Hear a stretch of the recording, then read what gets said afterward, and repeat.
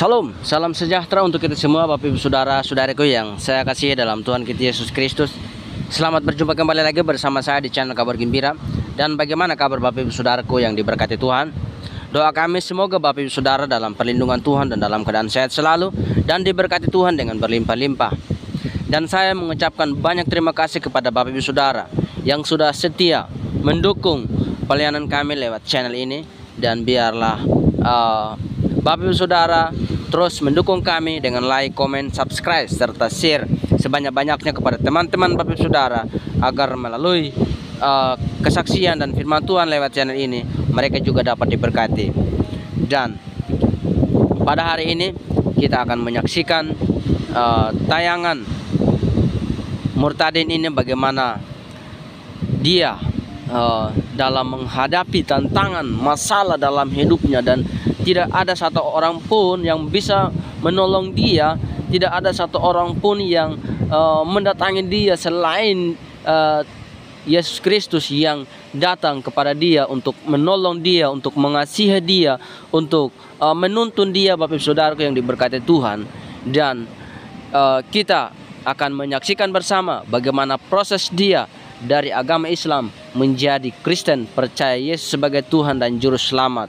Dan kita tahu bahwa ini semua karena kasih Tuhan, dan ini waktunya Tuhan untuk tarik orang-orang untuk datang kepada Yesus Kristus dan mengenal Allah yang benar, Bapak Ibu Saudaraku. Dan ini saya percaya bahwa karena dukungan doa dari Bapak Ibu Saudara juga, sehingga semakin hari semakin banyak orang yang datang kepada Kristus, percaya dia sebagai Tuhan dan Juru Selamat.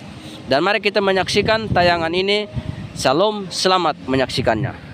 Saya mau berterima kasih kepada channel karena sudah memberikan saya kesempatan untuk menyaksikan, membagikan, menceritakan bagaimana Tuhan Yesus berkarya, bagaimana Tuhan Yesus begitu setia dalam hidup saya, sehingga saya boleh masih hidup, masih boleh bisa merasakan kebaikan Tuhan dalam hidup saya hingga malam hari ini.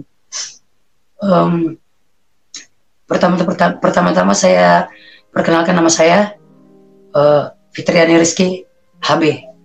Itu nama saya lahir yang diberikan oleh Eta dan mami saya. Saya sebut bapak saya itu sebagai Eta karena kebetulan kalau di Bugis, bangsawan Bugis itu manggil Eta. Jadi saya seorang anak yang dari kecil, saya pertamanya seorang penakut. Jadi kalau di sekolahan saya diejek, saya dibully, saya langsung pulang ke rumah, nangis. Saya mengadu sama Eta saya, sama orang tua saya. Saya mengadu, saya nangis. Kemudian karena memang didikan orang tua saya memang keras gitu ya, jadi saya selalu diginiin, kamu kalau tidak melawan, saya yang akan mukul kamu. Waduh, saya berpikir begini, kalau saya nggak melawan, saya yang dipukul.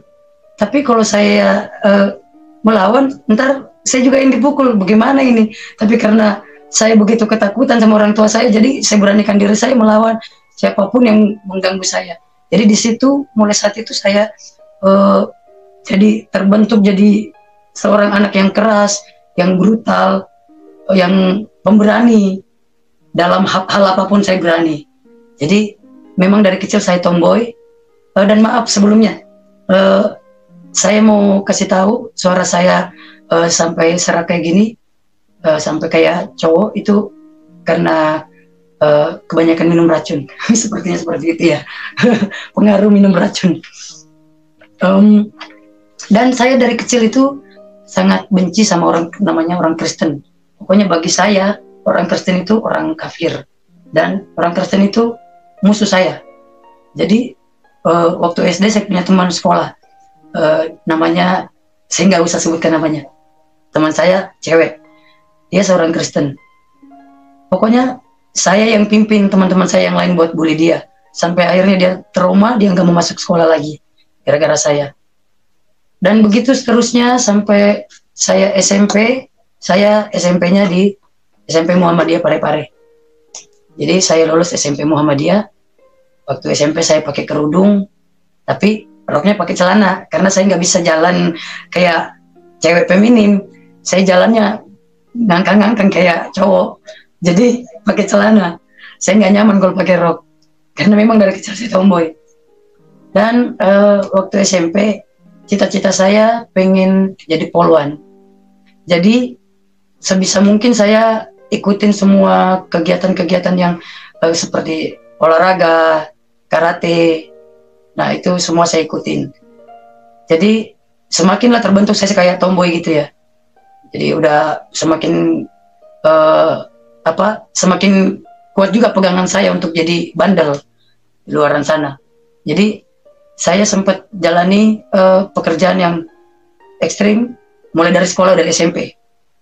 Jadi saya cuma dikasih rokok sebungkus, itu saya bisa mukul kakak kelas saya pokoknya saya nggak peduli itu dia anak siapa, kakak kelas saya, di kelas, teman kelas, saya nggak peduli.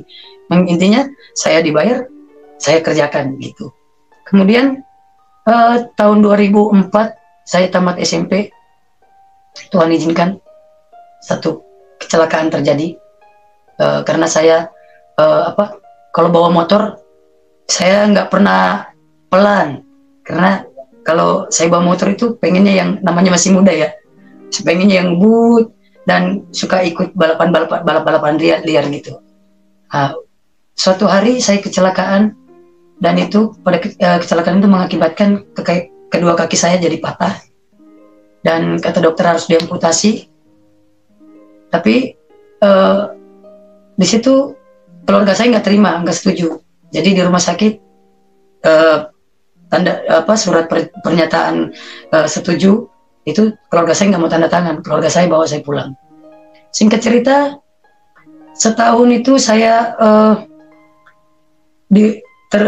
cuma bisa duduk baring, buang air di tempat, pokoknya semua di tempat, nggak bisa ngapa-ngapain karena kakinya patah, rahang patah, gigi patah, jadi nggak bisa apa-apa. Di situ saya udah mulai putus asa pada saat saya udah nggak bisa berjalan. Di situ saya udah mulai putus asa, aduh, saya udah harapan saya yang mau jadi polwan, cita-cita saya mau jadi polwan udah hancur ya, udah nggak ada harapan lagi karena kaki saya udah patah, udah nggak bisa jalan. Terus ditambah lagi dengan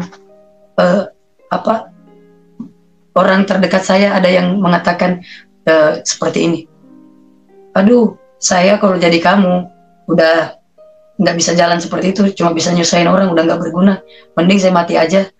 Kalau saya jadi kamu, saya bunuh diri. Perkataan itu begitu menusuk di hati saya, sampai akhirnya pada waktu itu apapun di dekat saya, itu benda tajam, benda tumpul, semuanya saya pukulin di diri saya. Pokoknya saya nyakitin diri saya, sampai akhirnya waktu saya dikasih obat, itu aturan obatnya 3 kali sehari, dan ada berapa macam obat yang harus saya minum, itu saya minum sekaligus, semuanya saya minum. Itu pagi hari saya minum pagi hari karena saya memang niatnya mau bunuh diri, karena saya sangat terluka dengan perkataan keluarga saya. Akhirnya saya minum obat itu dengan berharap saya mati, memang benar-benar ingin mengakhiri hidup karena merasa udah nggak berguna. Saya minum obat itu, saya kejang-kejang, saya sampai hilang ingatan, sampai udah nggak ingat apa-apa lagi. Saya pikir saya udah mati. Di situ saya pikir saya udah mati. Ternyata keesokan harinya pagi lagi, jadi pagi ketemu pagi, saya bangun dengan keadaan lemah. Saya bangun, aduh, ini saya udah mati apa ya? Tapi masih di rumah, kata saya gitu. Oh, ternyata saya masih hidup. Oh, di situ saya kembali lagi berpikir dengan cara apa saya harus bunuh diri sementara saya nggak bisa jalan. Jadi di situ saya seperti orang yang seperti orang yang depresi, udah nggak bisa diajak komunikasi dengan baik karena adanya emosi, marah terus saya. Jadi kakak saya yang pertama, yang cowok, dia punya gitar, dia kasih saya, Dek, kamu daripada ngamuk-ngamuk terus, mungkin kamu merasa apa bete apa gimana ini mainin gitarnya, belajar. Ini ada buku gitar, buku latihan. Gitarnya bukan saya terima dengan baik, saya ambil, saya hancurin gitar itu. Kakak saya mungkin dia pada saat itu dia mengerti, jadi dia nggak marah. Kemudian berapa minggu kemudian dia datang lagi bawa gitar. Akhirnya saya karena semua barang-barang yang ada di dekat saya udah dijauhkan dari saya, biar saya nggak melukai diri saya, gitu. Karena mungkin keluarga saya ngomong seperti itu nggak berniat untuk menyakiti saya, tapi saya terlalu dalam karena di saat saya kondisinya lagi terpuruk, jadi saya sangat terpukul dengan perkataan seperti itu. Akhirnya singkat cerita, dengan gitar itu saya belajar, dan akhirnya saya udah mulai tenang. Puji Tuhan, singkat cerita, setahun kemudian saya udah bisa berjalan dengan menggunakan tongkat. Terus berapa bulan kemudian saya udah bisa jalan normal. Nah, itu salah satu penyertaan Tuhan walaupun saya belum kenal Tuhan. Terus singkat cerita, saya kan tamat SMP dan setahun itu pemulihan. Jadi harusnya kalau saya sekolah, saya udah kelas 1 SMA. Terus pas tahun kemudian itu saya kelas 2 SMA. Saya masuk di STM. Nah, di situ saya kayak lewat jendela gitu. Jadi beli rapor. Jadi langsung kelas 2, saya nggak kelas 1, langsung kelas 2. Dan saya ambil sekolah kejuruan elektronik. Saya sendiri satu-satunya perempuan di dalam kelas. Nah, di situ saya, karena saya sendiri perempuan, di situ saya merasa wah, saya udah bangga lagi sama diri saya sendiri. Di situ udah bangkit lagi percaya diri saya. Saya bangga karena sudah bisa jalan. Saya merasa walaupun bentuk kaki saya tapi saya bisa berjalan. Dan karena saya satu-satunya cewek, terus ditakutin dalam kelas sama teman-teman saya yang cowok, semua pada takut sama saya. Jadi saya merasa bangga. Di situ kesombongan saya lagi jadi meninggi lagi. Akhirnya saya yang selalu ajak-ajak mereka minum, sampai suatu hari baru jalan 5 bulan saya masuk sekolah itu, saya dikeluarkan dari sekolah, di DO dari sekolah, karena saya kedapatan minum di dalam kelas sama teman saya cowok berlima. Akhirnya di situ saya putus asa lagi. Aduh, saya benar-benar udah nggak berguna banget ini. Ya udah, saya semakin brutal. Saya minum-minum, saya obat-obatan, semuanya saya pakai obat-obatan. Terus saya bergaul sama orang-orang yang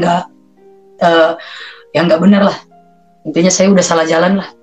Udah berantem sana sini, pokoknya udah merepotkan orang tua sama sekali. Udah nggak ada kebaikan di diri saya. Kemudian suatu hari saya sakit lagi. Darah keluar dari hidung saya mimisan begitu banyak. Karena kan orang biasa mimisan dikit doang darahnya. Saya mimisan banyak banget. Terus darah dari mulut saya banyak keluar darah. Terus muka saya bengkak.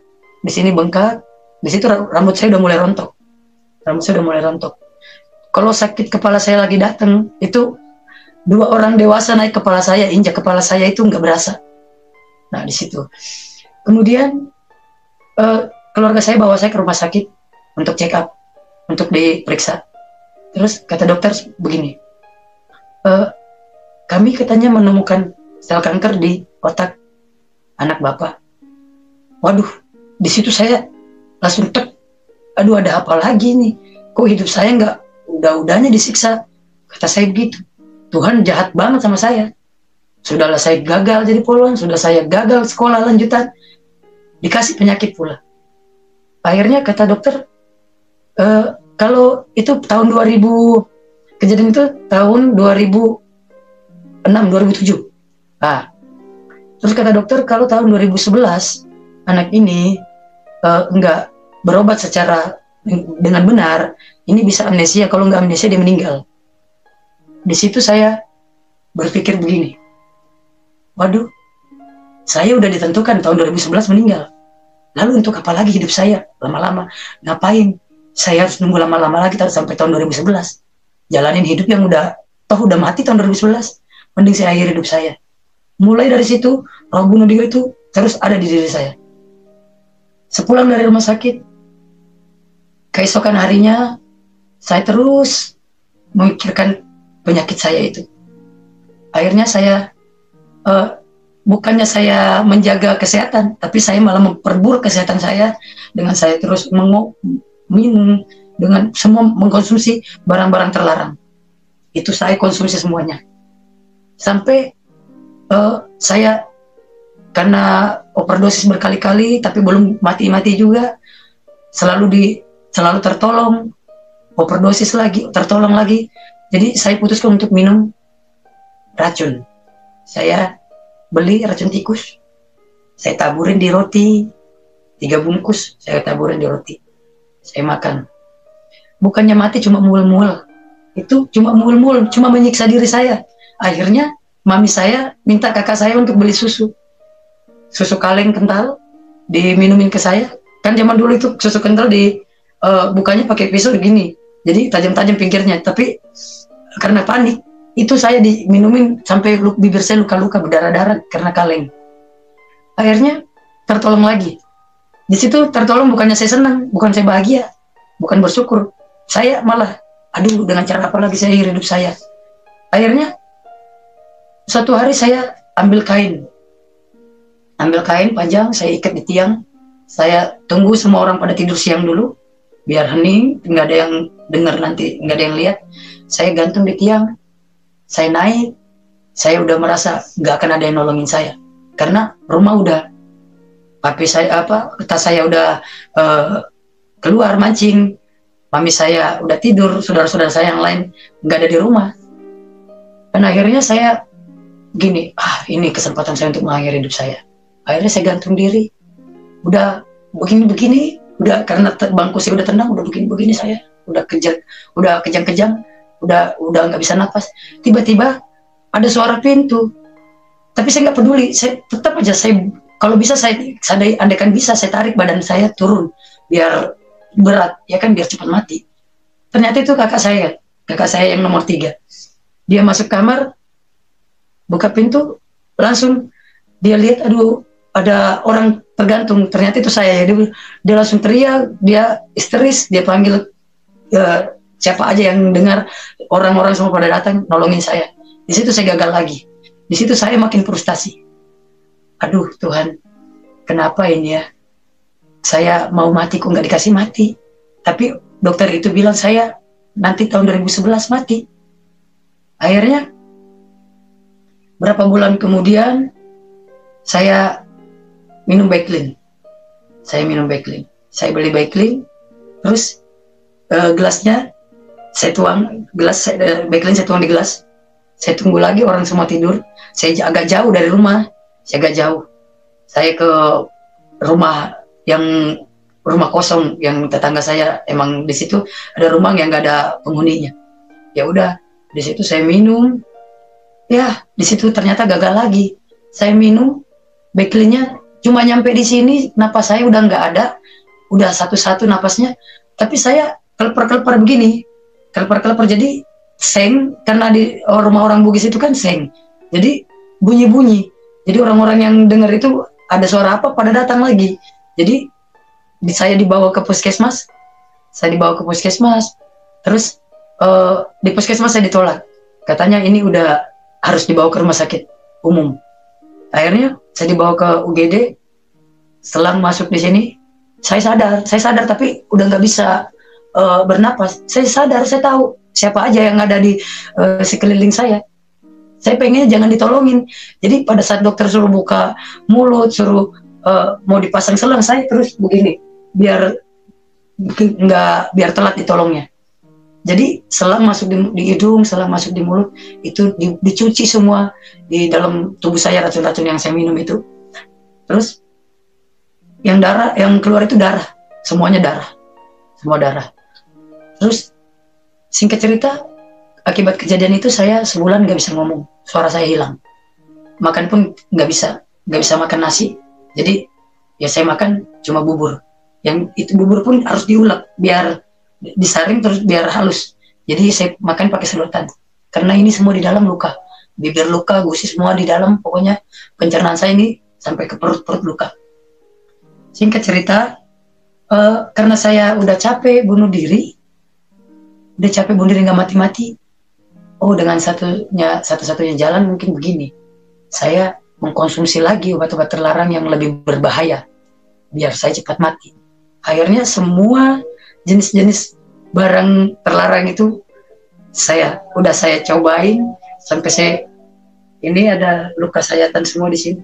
Tubuh saya penuh luka sayatan karena kalau saya sakau, saya iris, potong badan saya isap darahnya. Jadi di situ saya udah putus asa, udah seperti orang yang nggak punya harapan. Singkat cerita, suatu hari bertemu sama seseorang. Entah orang itu tahu dari mana saya sakit, tiba-tiba dia datang, dia ngomong seperti ini. Dia manggil saya Kanda. Kanda, saya dengar katanya Kanda lagi sakit. Iya, emang kenapa? Kan saya galak. Orangnya dulu saya nggak punya hati. Saya itu manusia yang paling nggak punya hati dulu. Saya galak sama orang, nggak pernah punya tutur kata yang lembut, nggak pernah. Jadi kenapa emang? Lu mau nolongin gua? Kata kasarnya seperti itu. Enggak. Kalau katanya Kanda berkenan, saya mau nolongin. Tapi itu pun kalau kamu mau. Iya.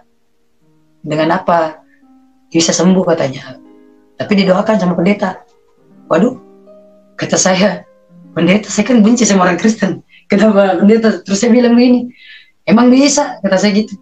Bisa. Asal nanti deh kamu ketemu aja langsung sama pendetanya. Kata dia gitu. Ya udah. Karena saya udah pengen bunuh diri, nggak mati-mati, udah menyiksa diri tapi tetap aja nggak mati. Jadi apa aja saya di pikiran saya udah nggak ada lagi, saya nggak bisa berpikir apa-apa, udah ikut aja lah. Ayo antar saya ke pendeta yang kamu bilang. Akhirnya singkat cerita saya ketemu sama pendeta itu. Dia bilang begini, ya ada apa, ada yang boleh saya bantu? Saya bilang begini, Pak, katanya Bapak bisa sembuhin orang sakit.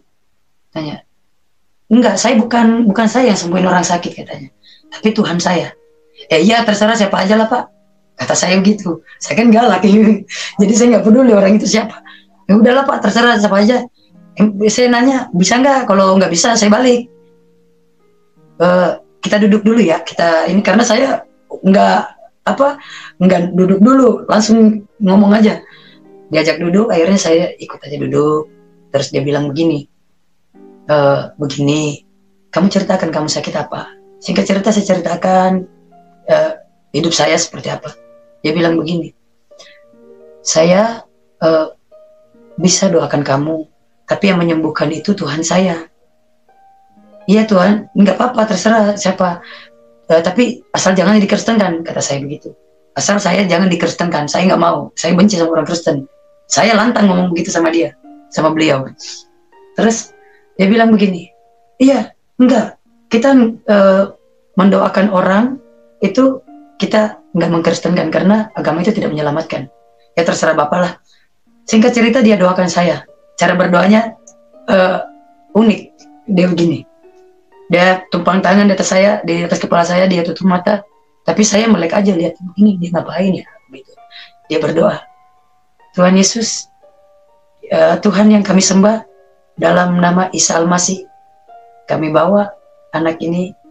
Kami percaya mukjizat-Mu ada. Nyatakan kasih-Mu, mukjizat-Mu pada anak ini. Cuma doa dengan sederhana seperti itu.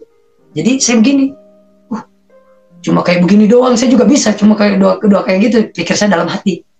Ya udah, singkat cerita, saya balik. Terima kasih Pak, udah didoakan. Ya, singkat cerita, di sana kok saya ada rasa rindu ingin kembali lagi. Ingin kembali lagi ketemu beliau. Saya terus pikiran, terngiang terus doa dia. Saya harus balik lagi. Singkat cerita saya balik lagi. Begitu terus, baru bulan-bulan, ada sekitar 4 bulan itu saya berjumpa 3 minggu sekali, 2 minggu sekali. Pokoknya saya terus minta didoakan sama dia karena saya udah mulai ada rasa nyaman sama beliau. Akhirnya Singkat cerita, berapa bulan kemudian, saya tuh udah ngerasa ada perubahan. Kepala saya yang biasanya kalau lagi sakit terus tiba-tiba mimisan, saya tiba-tiba nggak sadarkan diri, terus saya yang eh, bentar-bentar marah, kok jadi sekarang jadi suka lebih tenang gitu. Singkat cerita, saya cek lagi ke dokter, saya mau periksakan sakit saya. Terus di sini keajaiban Tuhan terjadi. Pada saat di rumah sakit, dokter bilang begini, wow, dia angkat kertas. Pas keluar selesai periksa dia angkat kertas begini, wow, ini saya yang salah ponis apa gimana ini? Emang kenapa dok, kata saya? Ini dia sampai gugup. Ini sel kankernya nggak ada. Kamu itu sehat katanya. Mungkin saya yang salah ponis. Mohon katanya, tolong, mohon maafin saya. Saya yang salah ponis. Wow, di situ saya, wow, luar biasa. Luar biasa pendeta itu. Saya begitu karena pada saat itu iman saya belum bertumbuh, ya kan? Saya belum kenal Yesus itu siapa. Dan saya kenalnya Yesus penyembuh.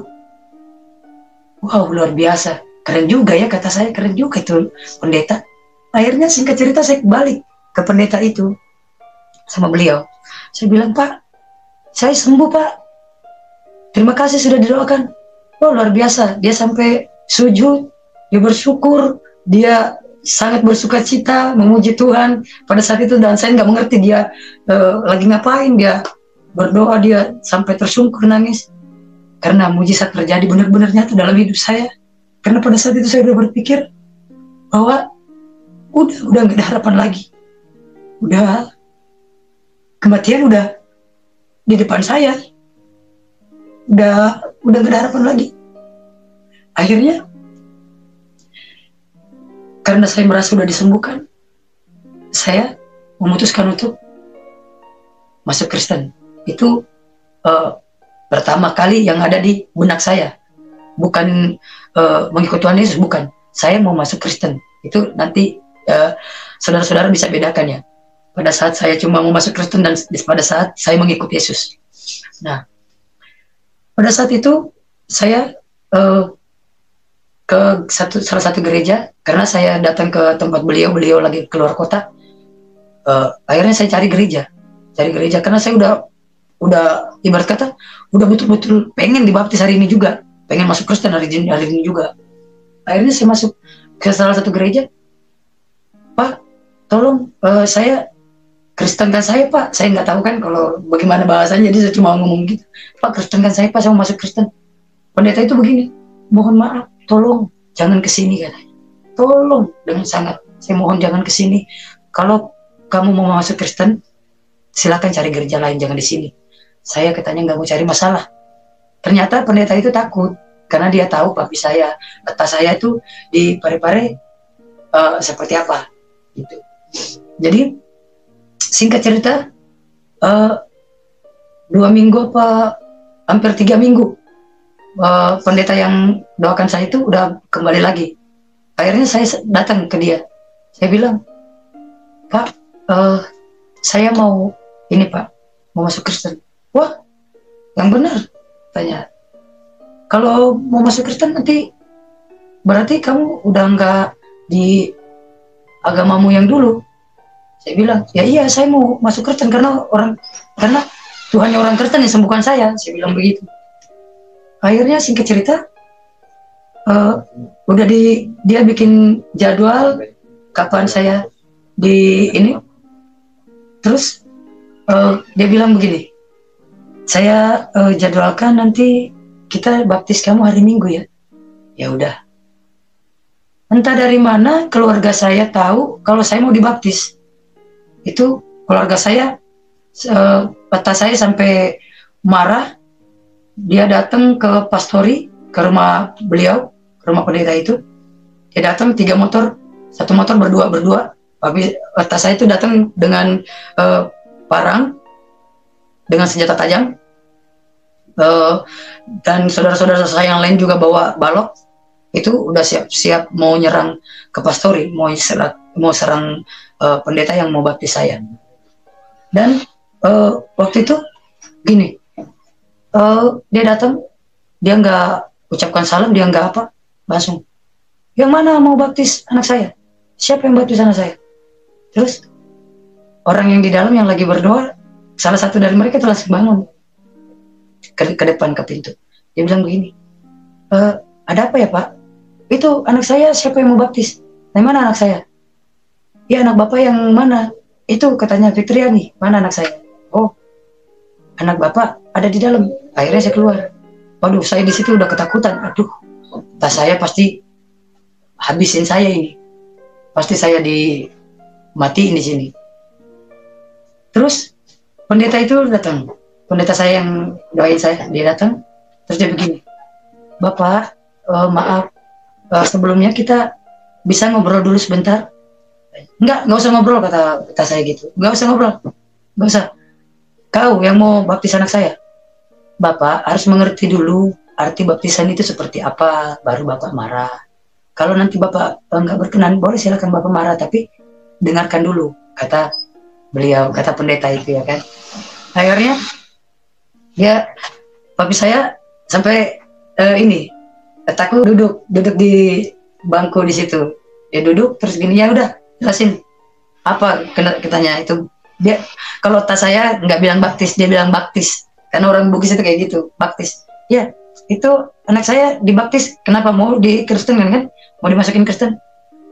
Terus dijelaskan seperti ini, Bapak, anak Bapak dibaptis itu bukan berarti masuk Kristen, terserah anak Bapak, nanti dia mau tetap Islam atau Kristen terserah.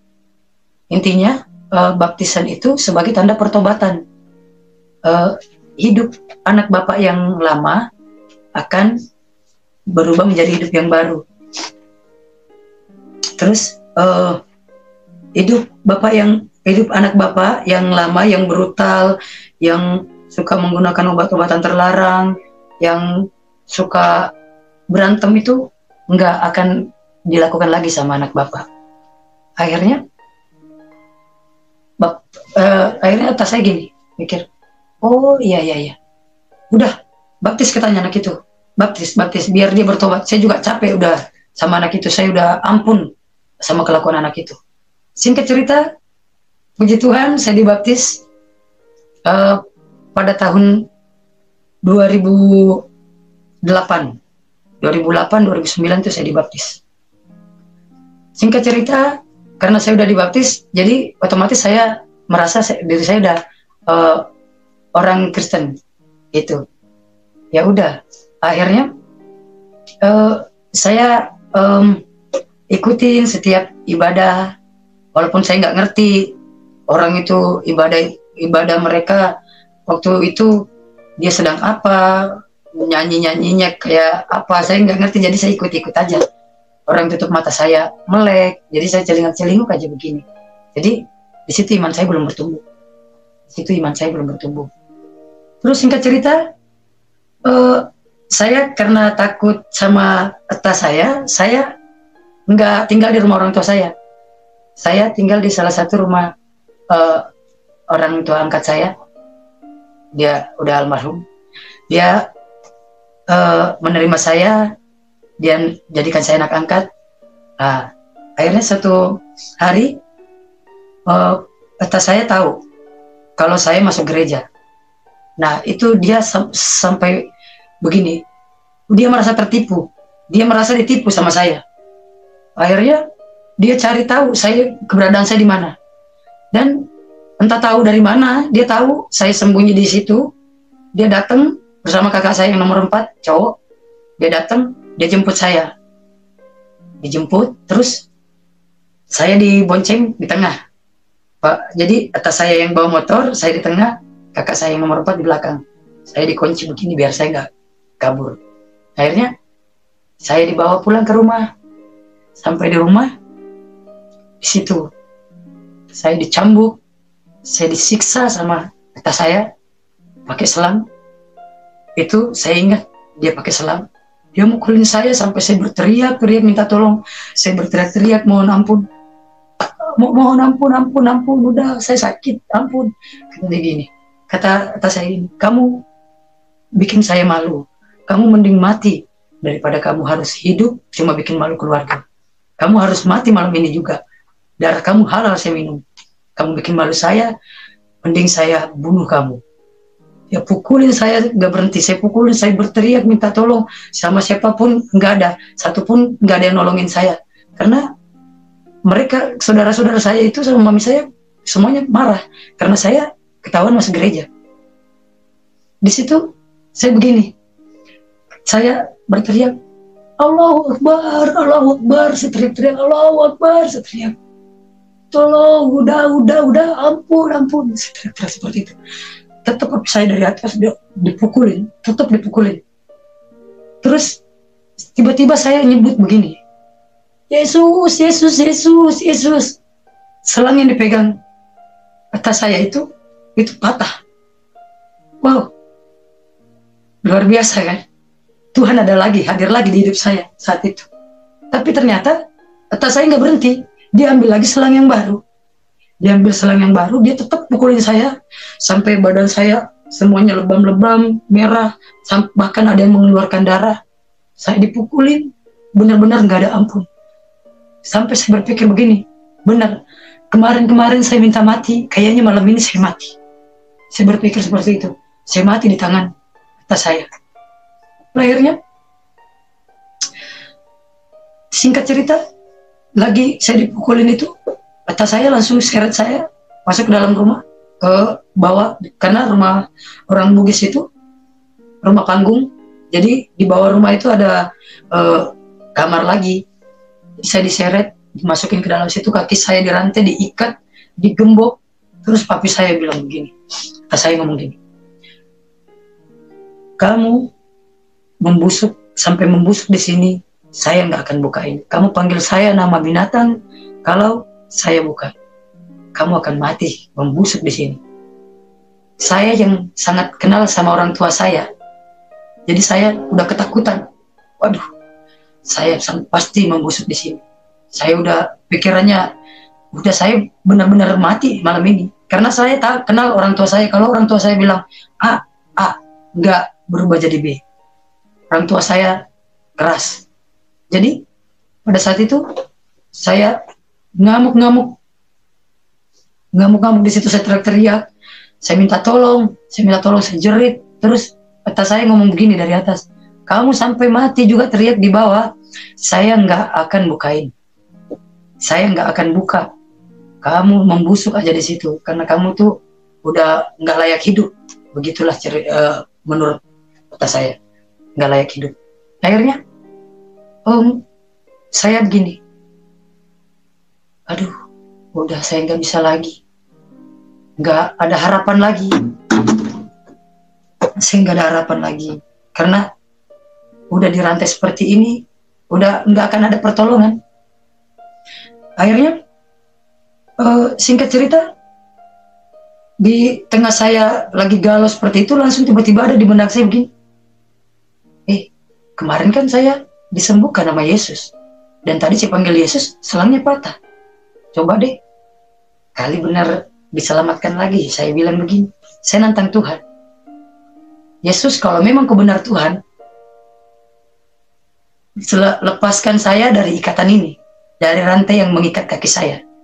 Karena saya sangat kenal orang tua saya, ini nggak akan dibuka. Sampai benar-benar saya bilang kalau saya nggak akan injak gereja lagi. Tapi karena saya memang udah merasa jadi orang Kristen, jadi saya nggak mau. Di situ iman saya belum bertumbuh ya saudara. Cuma saya di situ lagi menantang Tuhan. Saya begini, Yesus, kalau memang kau benar Tuhan, lepaskan saya dari ikatan ini. Tidak lama kemudian, singkat cerita, tidak lama kemudian jam 12 malam, atas saya turun. Saya dengar suara langkah kaki dari atas. Dia turun dari atas rumah, turun ke tempat saya. Dia bilang begini, nah, kamu jangan ke gereja lagi ya. Ayo ikut, katanya, sama Eta naik ke atas. Dibuka gemboknya, dibawalah saya ke atas. Di kamar, dia bilang, tidur ya nak, istirahat. Janji, kamu jangan ke gereja lagi, jangan bikin malu Eta, katanya. Akhirnya di situ saya begini, wow, luar biasa. ini benar-benar saya nggak salah ini. Tuhan, ini Yesus ini benar-benar Tuhan ini. Nah di situ Yesus menyatakan dirinya kesekian kalinya dalam hidup saya. Akhirnya malam jam 1, sekitar jam setengah 2, orang di rumah udah pada tidur. Akhirnya saya pergi dari rumah, saya kabur, saya minggat, saya nggak balik-balik lagi ke rumah. Saya kabur ke Manado. Terus saya nggak betah di Manado, saya pergi lagi ke Balikpapan. Pokoknya saya jadi pengembara. Nah terus kalau saudara bertanya uang dari mana, itu saya jual barang-barang terlarang.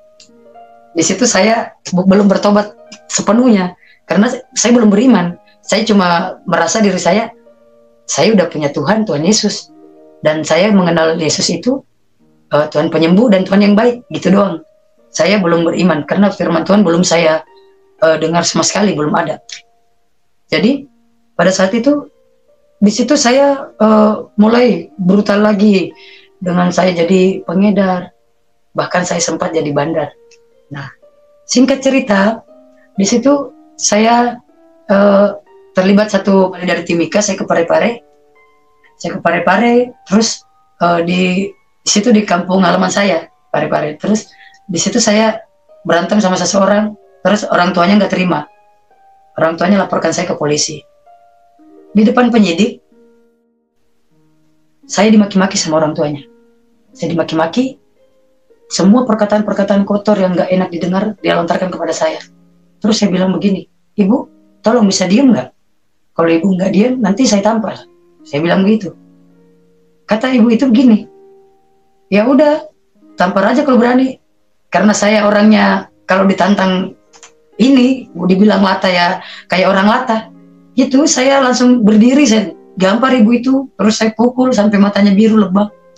Akhirnya saya bukan diinterogasi lagi sama penyidik, karena pada saat itu saya lagi diinterogasi. Itu interogasi nggak dilanjutkan, saya langsung diborgol, dimasukkan ke penjara. Singkat cerita, saya di penjara. Terus di penjara itu saya belum selesai lagi kenakalan saya. Saya minta sama teman saya untuk dibawakan obat barang terlarang. Ya, saya selipin waktu saya di persidangan. Kan di persidangan boleh dikunjungi. Nah itu pada saat sidang putusan itu jadi saya divonis 6 bulan, tapi saya dipotong tahanan, jadi yang saya jalani 3,5 bulan. Akhirnya singkat cerita, saya barang itu saya masukkan ke dalaman saya, celana dalam saya. Jadi pas kembali ke lapas itu saya merasa gini, oh aman, karena di situ nggak ada pemeriksaan pas di persidangan. Ternyata di dalam lapas ada pemeriksaan. Itu yang saya nggak sadari, saya nggak nyangka kalau akan diperiksa sampai ditelanjangin. Itu yang periksa sipir perempuan yang memang khusus untuk periksa cewek ya. Jadi singkat cerita saya diperiksa, barang itu jatuh. Akhirnya di situ saya dihukum, saya dipukulin di penjara, saya dipisahkan sel khusus karena saya melanggar. Jadi saya dipisahkan sel khusus, di situ saya sendiri. Singkat cerita, di situ saya begini lagi, aduh, kok nggak udah penderitaan saya ya. Padahal saya udah ikut Yesus, saya udah pindah agama, kata saya begitu. Itu bahasa saya dulu. Saya sudah pindah agama, kok saya menderita begini ya. Tantang Tuhan lagi coba, saya begitu. Tuhan, kalau saya bebas dari penjara, saya benar-benar mau bertobat. Saya janji, saya nggak mau menggunakan barang-barang terlarang lagi, saya nggak mau nakal lagi, saya mau rajin ke gereja. Di situ saya terus bilang seperti itu, tapi seolah-olah nggak ada jawaban. Dan yang bikin saya terpuruk di penjara itu, karena orang tua saya nggak nengokin.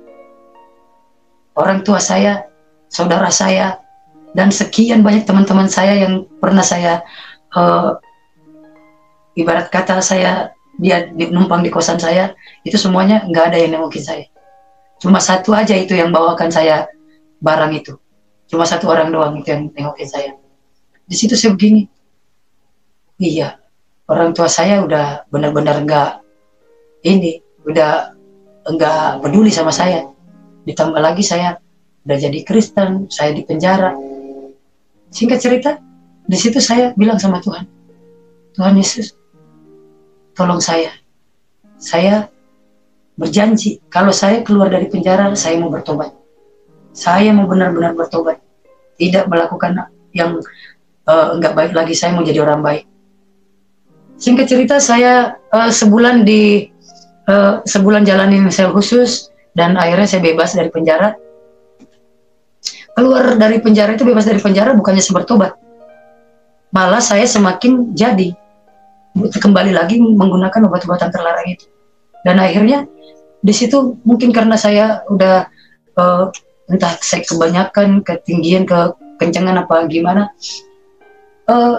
saya akhirnya bingung saya mau kemana. Saya di sini orang tua saya udah nggak mau terima saya, dan saya suka saya dengar kabar selalu orang tua saya itu, kata saya, selalu mau bunuh saya. Pokoknya dimanapun saya berada itu selalu dikejar. Itu kata saya, selalu mau dibunuh. Ancaman dia seperti itu. Dimanapun ketemu saya pasti mau dibunuh, karena saya bikin malu keluarga. Singkat cerita, tahun 2014 saya berniat buang diri ke kota orang. Akhirnya saya memutuskan ke Jakarta. Nah, di sini kehidupan baru saya dimulai. Sejak pertama kali datang ke Jakarta, karena di Jakarta saya nggak punya kerjaan, jadi saya terlantar di jalan. Saya tidur di emperan toko. Kemudian saya, karena nggak punya kerjaan, saya ikut-ikut orang amin. Karena saya bisa gitar tapi nggak bisa nyanyi. Jadi saya nyanyinya kemana, gitarnya kemana. Terus singkat cerita, saya dipertemukan sama seseorang. Saya dipertemukan sama seseorang yang itu saya percaya itu Tuhan pilih. Karena kenapa? Maaf. Itu saya percaya Tuhan pilih. Dan pilih untuk menuntun saya. Karena saya kan di perantauan ini, saya di Jakarta, orang yang ngamen itu kasih saya julukan Ara. Nama saya Ara. Di tongkrongan saya namanya Ara. Ara itu anak rantau. Tapi saya ganti jadi anak raja. Nah, saya dipertemukan sama seseorang yang bernama Ara juga. Singkat cerita, dia bilang, itu apa? Kamu cewek apa cowok? Saya cewek. Kok kamu suaranya kayak cowok? Nggak tahu, mungkin kebanyakan minum racun, kata saya. Dan singkat cerita, dia berulang-ulang kali sering bertemu saya, dan dia punya anak satu. Dia sering datang kunjungi saya sama anaknya, bawa makan, dan akhirnya dia ngajak saya tinggal ke rumahnya. Nah, singkat cerita, saya tinggal lah di rumahnya. Dan di situ Tuhan mulai menjamah saya sedikit demi sedikit, pulihkan saya, dan saya bersama-sama dengan Ara ini. Maaf, bentar. Terus saya di rumahnya, saya di sini saya lihat kehidupan dia sehari-hari. Dia sering ke jalanan berbagi, dia berbagi makanan. Terus saya lihat di kehidupan dia sehari-hari, dia suka berbagi. Dan saya tanya dia, ternyata dia bilang dia Kristen. Terus kami mencari, karena waktu itu pada tahun 2014 itu kami nggak ada gereja. Akhirnya kami mencari gereja, dan puji Tuhan kami bertemu satu gereja di daerah Tangerang. Nah, di situ kami bergereja. Akhirnya setiap pelajaran yang ada di gereja itu kami ikuti, mulai dari kelas SPK. SPK itu saya pengikut Kristus. Nah, di situ benar-benar saya bersungguh-sungguh belajar. Saya benar-benar bersungguh-sungguh mengikut Tuhan. Saya karena terus mendapat pengajaran tentang firman Tuhan, kebenaran firman Tuhan. Nah, salah satunya lagu yang tadi saya bawakan itu ciptaan saya sendiri dari pada saat saya belajar dan firman Tuhan itu benar-benar kena di hati saya, yang begitu besar kasih Allah akan dunia ini sehingga dia mengorbankan anaknya yang tunggal untuk menjadi penebus dosa manusia. Jadi di situ saya begini, oh ternyata Tuhan Yesus itu sungguh luar biasa. Dengan saya belajar SPK itu, di situ saya dapat pelajaran bagaimana Yesus mengorbankan dirinya, menjadi dari Tuhan, menjadikan dirinya setara dengan manusia, dan dia rela berkorban mati demi dosa-dosa manusia. Di situ saya begini, oh Tuhan luar biasa.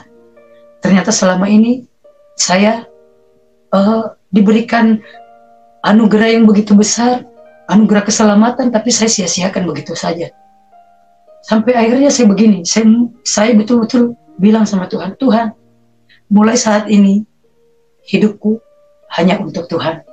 Karena saya begini, dengan apa harus aku balas kebaikan Tuhan?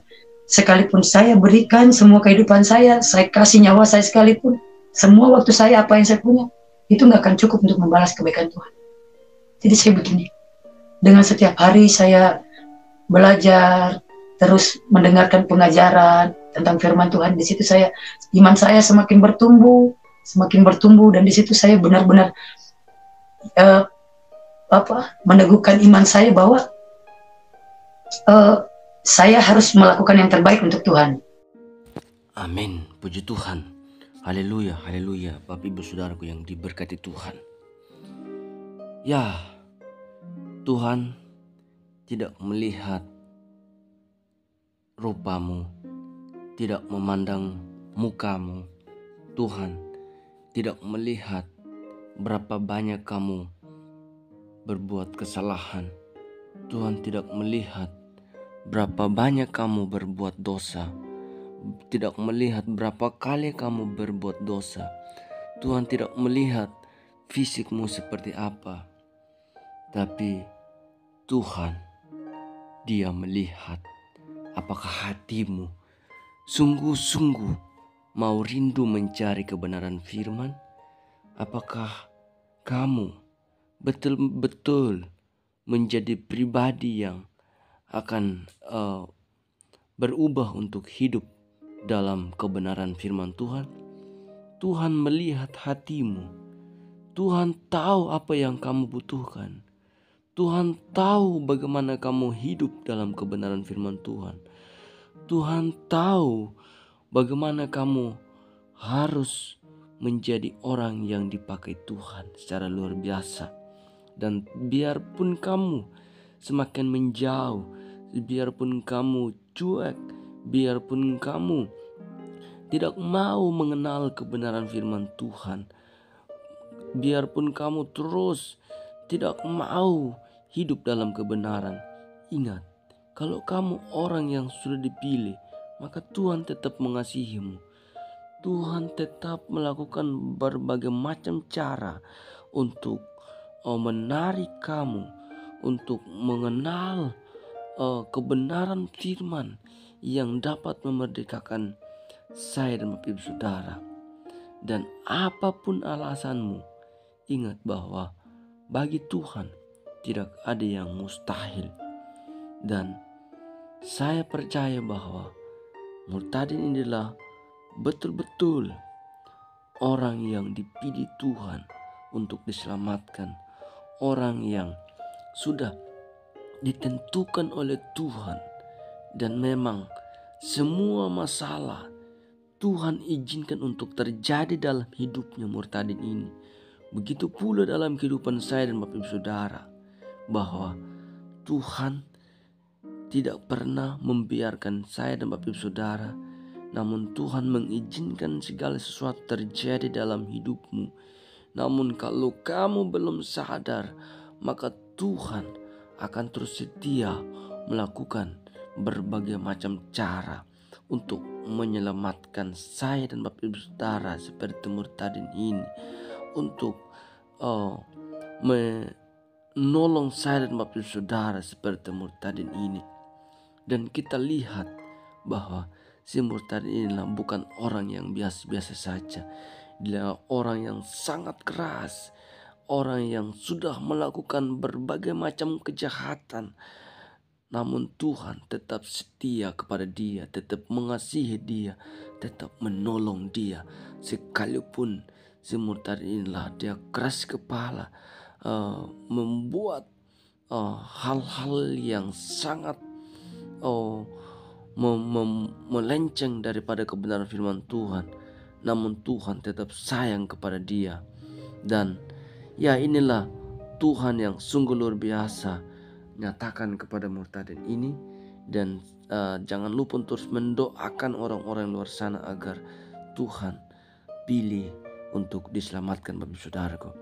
Namun sebelumnya saya akan membaca firman Tuhan yang terambil dari 2 Tesalonika pasal 2 ayat yang ke-13 sampai yang ke-17. Firman Tuhan mengatakan demikian: dipilih untuk diselamatkan, akan tetapi kami harus selalu mengucap syukur kepada Allah karena kamu, saudara-saudara yang dikasihi Tuhan, sebab Allah dari mulanya telah memilih kamu untuk diselamatkan dalam roh yang menguduskan kamu dan dalam kebenaran yang kamu percayai.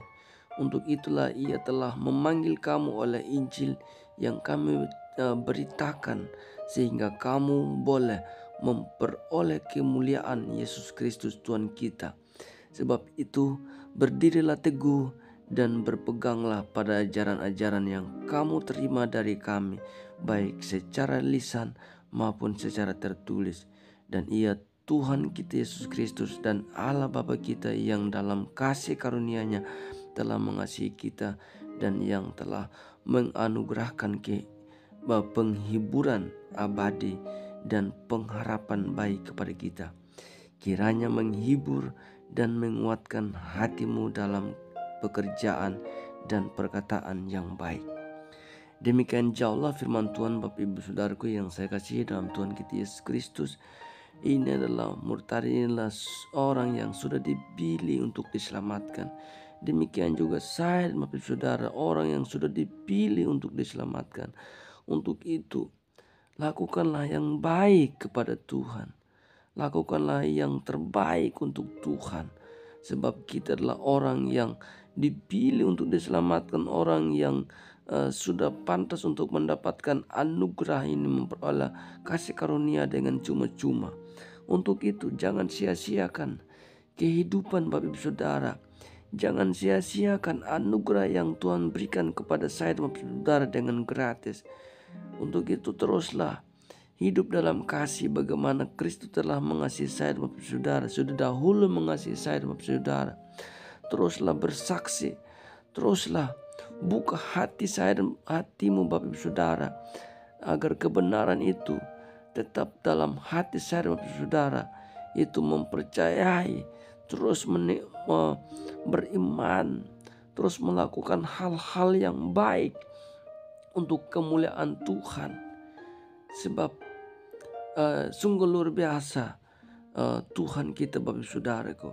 Ini 2 Tesalonika surat Paulus yang ditulis untuk jemaat di Tesalonika atau orang-orang percaya di Tesalonika, supaya mereka tetap hidup dalam kasih, tetap saling mengasihi, tetap mengingat bahwa Kristus telah memilih mereka.